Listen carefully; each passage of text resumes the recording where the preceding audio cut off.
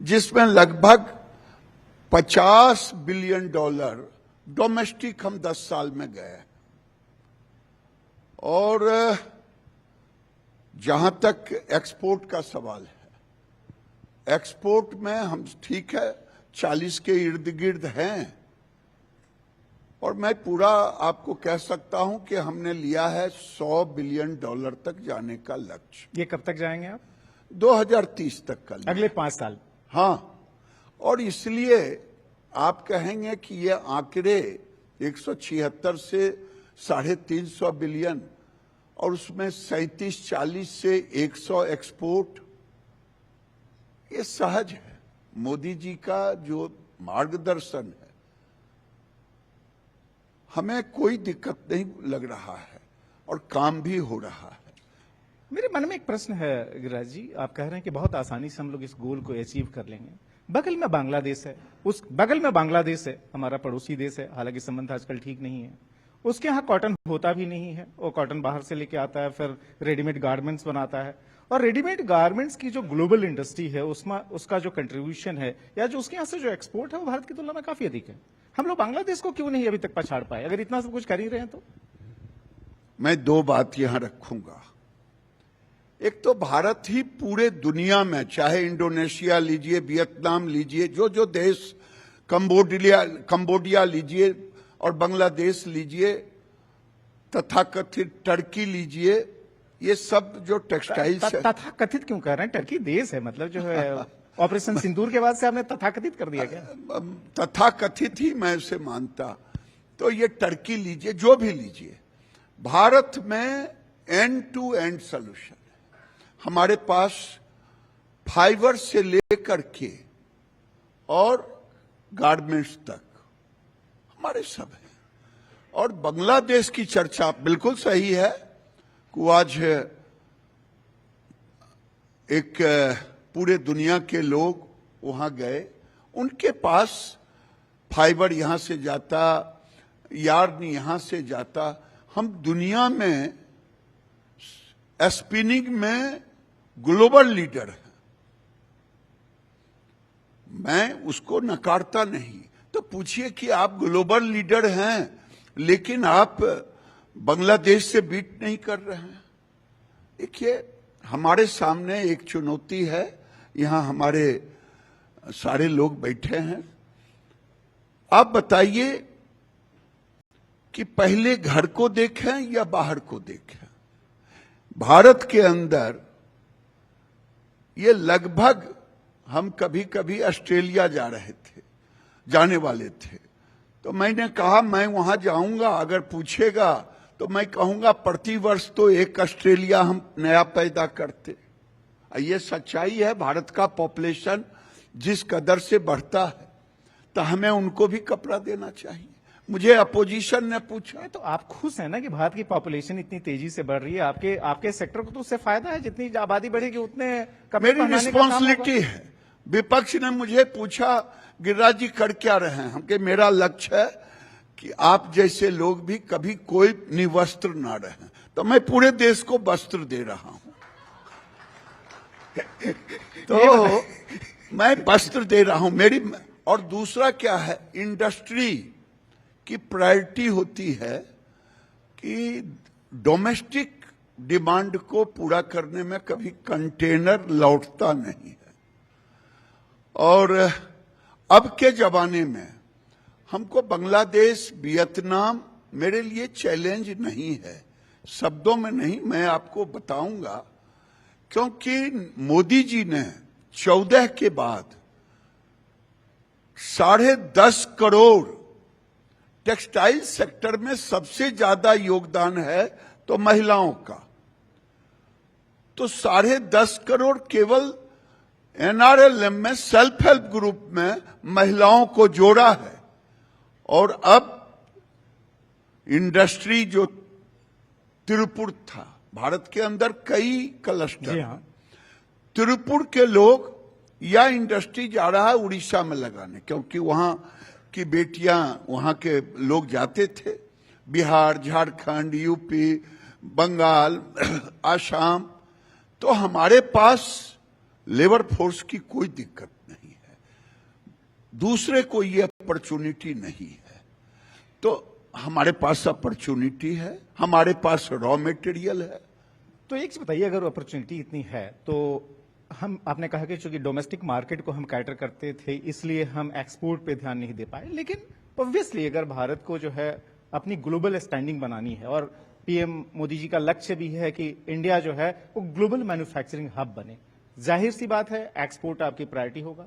US बहुत बड़ा market है और ट्रंप इफेक्ट की बात पूरी दुनिया कर रही है। क्या आपके इस सेक्टर पर, चूंकि आपका एक बड़ा एक्सपोर्ट जो है यूएस मार्केट को लेकर होता है, आपकी परेशानी बढ़ी है? नहीं, हमें सच पूछिए, ट्रंप ने टैरिफ लगाए, जो कुछ भी किया सबके सामने में है, लगाए वापस लिए, जो भी किए अच्छा किए अपने देश के लिए, जो भी किए, मुझे उस पर कोई कुछ नहीं बोलना। लेकिन $100 बिलियन का लगभग उनका इंपोर्ट का टेक्सटाइल का मार्केट है। हम $10 बिलियन पर अभी तक हैं।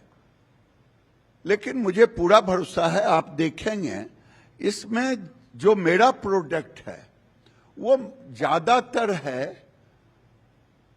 Man made fibre, home made है। ये है हर अमेरिका के तीसरा चौथा बेडशीट, टॉवेल, ये भारत का बना हुआ। ये मैं डंके की चोट पे कह रहा हूं, ये भारत ग्लोबल लीडर है आज की तारीख। आपने ऑलरेडी बना दिया, जबकि 10% कंट्रीब्यूशन है आपका उसमें।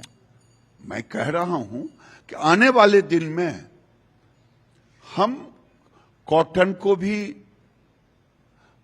हाईलाइट कर रहे हैं, ब्रांडिंग कर रहे हैं, कस्तूरी कॉटन। हाँ, आपने कस्तूरी कॉटन की बात की, जो आपने ब्रांडिंग की बात की, यह जो क्या आपका जो वैल्यू एडिशन है, जो हम हमेशा वैल्यू चेन की बात करते हैं, जब आपके प्रोडक्ट का अच्छा जो है भाव मिल सके इंटरनेशनल मार्केट में, ये कस्तूरी ब्रांडिंग उसमें मदद करेगी? और ये किस स्टेज पर है?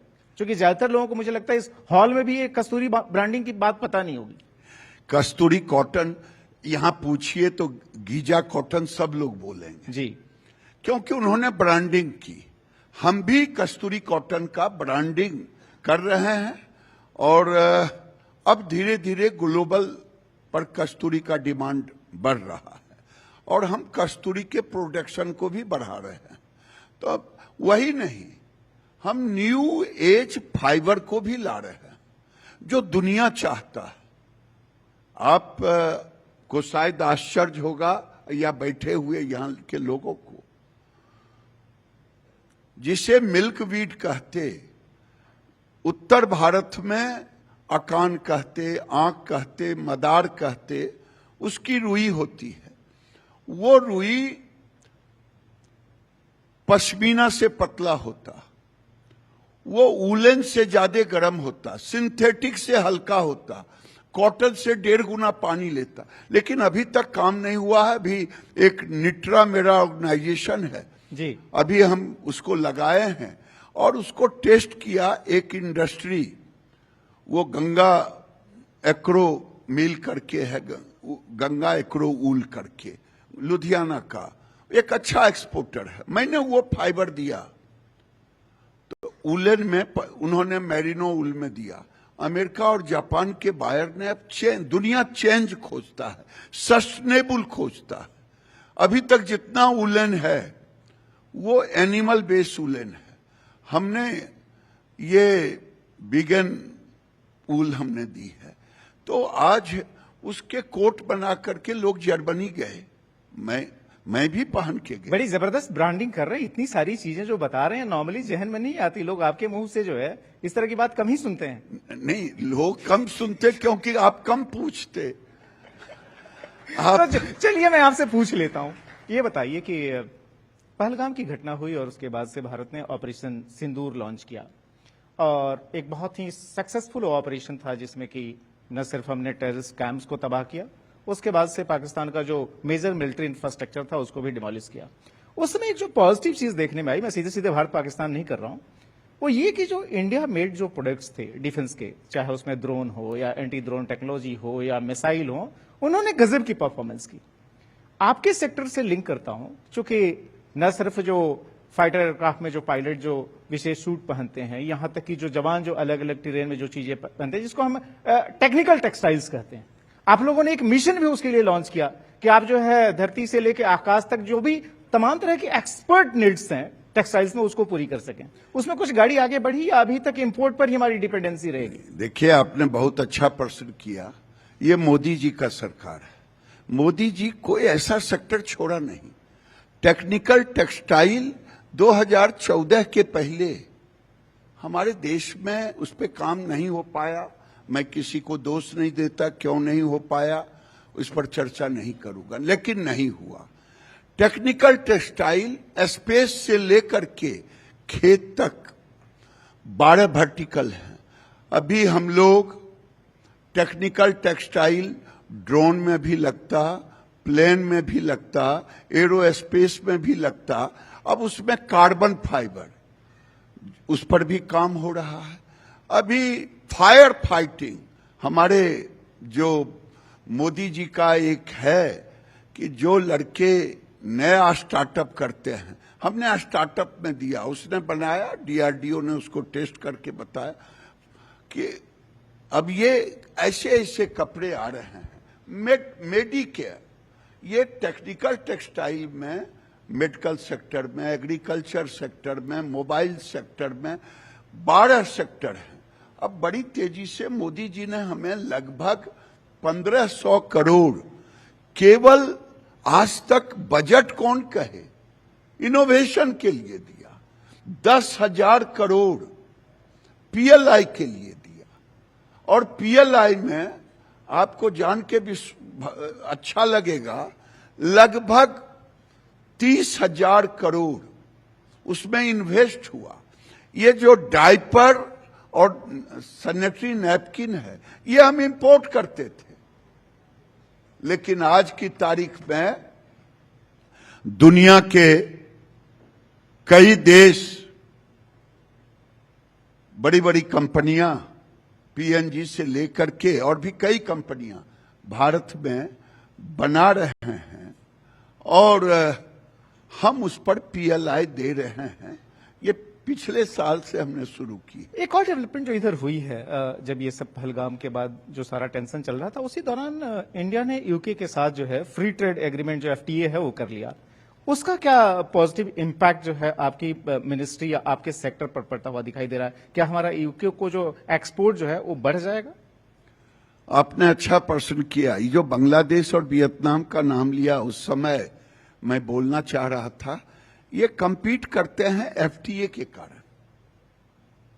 ये उन देशों से एफटीए के कारण आज हमें यूके के एफटीए हों या और 13-14 देशों के साथ है, छोटे बड़े देशों के साथ, जापान के साथ भी है, कोरिया के साथ भी है। अब जो ये मोदी जी ने इंडस्ट्री की मांग थी कि हमको यूके से एफटीए, मोदी जी ने अभी दिया है।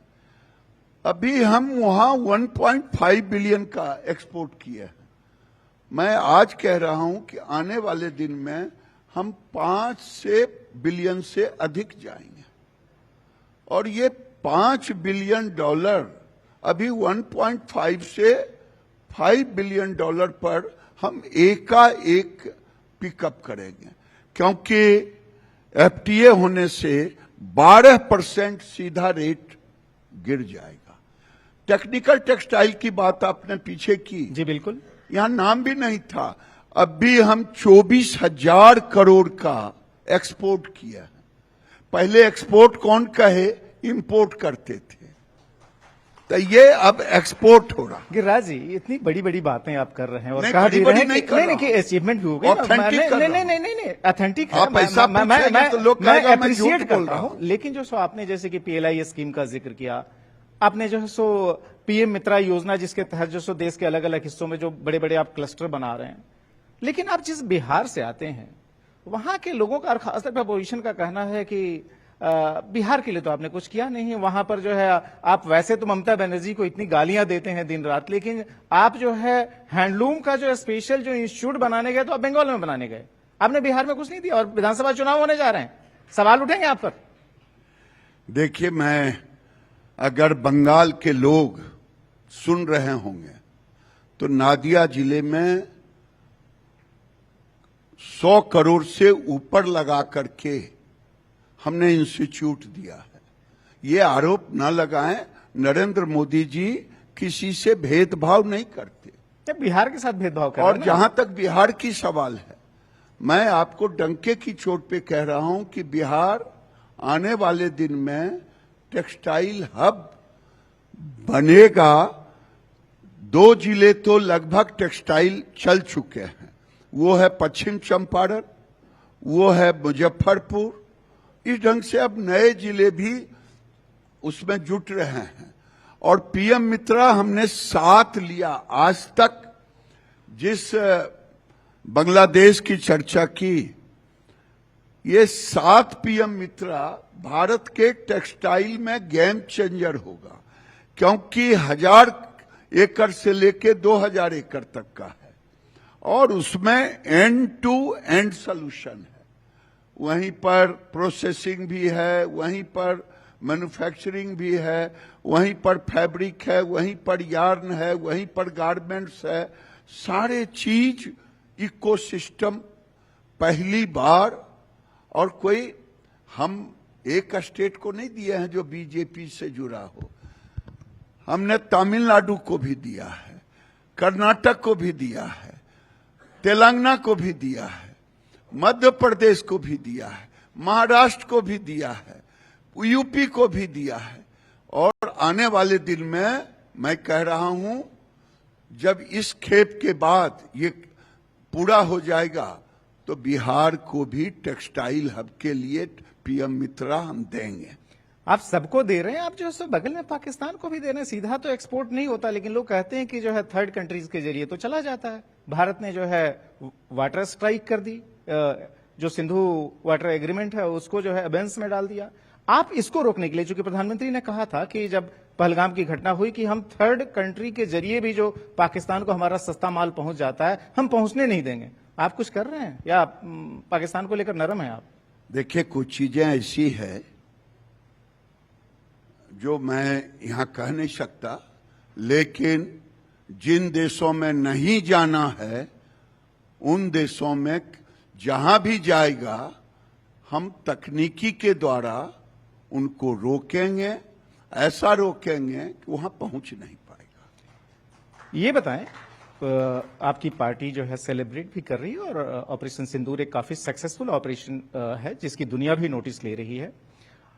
तिरंगा यात्रा आप लोग जगह जगह निकाल रहे हैं, तो मतलब आपके लिए तो डबल बोनांजा है ना कि मतलब ऑपरेशन सिंदूर की सफलता को लेकर आप मास मोबिलाइजेशन भी कर रहे हैं और तिरंगा यात्रा जो निकल रही है आपकी मिनिस्ट्री से जुड़े हुए ही प्रोडक्ट्स जो चारों तरफ फैल रहे हैं। ये सुखद है कि कपड़े के बगैर, टेक्सटाइल के बगैर न झंडा बनेगा और न पैंट शर्ट बनेगा। ये दोनों में से कोई नहीं बनेगा। तिरंगा यात्रा भारत माता का, पूरी दुनिया में माता, हम धरती को भारत ही कहता है। और ये तिरंगा झंडा हमारा आन बान शान है, इससे राष्ट्रीयता का प्रतीक बोध होता है। बच्चे बच्चे के अंदर, अब मोदी जी के कार्यकाल में राष्ट्रीयता आपने देखा होगा। 2 दिनों से सोशल मीडिया में, 3 दिनों से कई देशों के यात्रा रद्द हो गए। किसी सरकार ने नहीं कहा। यही है तिरंगा झंडा, यही है भारत की राष्ट्रीयता। राष्ट्र के साथ जो भी खिलवाड़ करेगा हमारा दुश्मन होगा, हमारा उससे कोई नाता नहीं होगा। ये थे गिरिराज जी अपने असल मूड में जो आखिरी सवाल पर, और मुझे लगता है कि हमने जो आपसे वादा किया था कि हम इस बार आपको कहीं और नहीं लेके जाएंगे, आपकी मिनिस्ट्री पर ही फोकस करके रखें, आज तो कम से कम खुश हुए होंगे आप? बिल्कुल। अभी तक तो आप रास्ते पर हैं, लेकिन कब गुगली फेंक देंगे मैं क्या जाना। धन्यवाद गिरिराज जी, बहुत इतने खुलेपन से बात करने के लिए, और भारत कैसे ग्लोबल मैन्युफैक्चरिंग हब बनने जा रहा है, खासतौर पर टेक्सटाइल्स के मामले में भी इस पर अपना विजन शेयर करने के लिए धन्यवाद एक बार फिर से। बहुत बहुत इस धन्यवाद समिट के लिए, इसमें पार्टिसिपेशन के लिए धन्यवाद।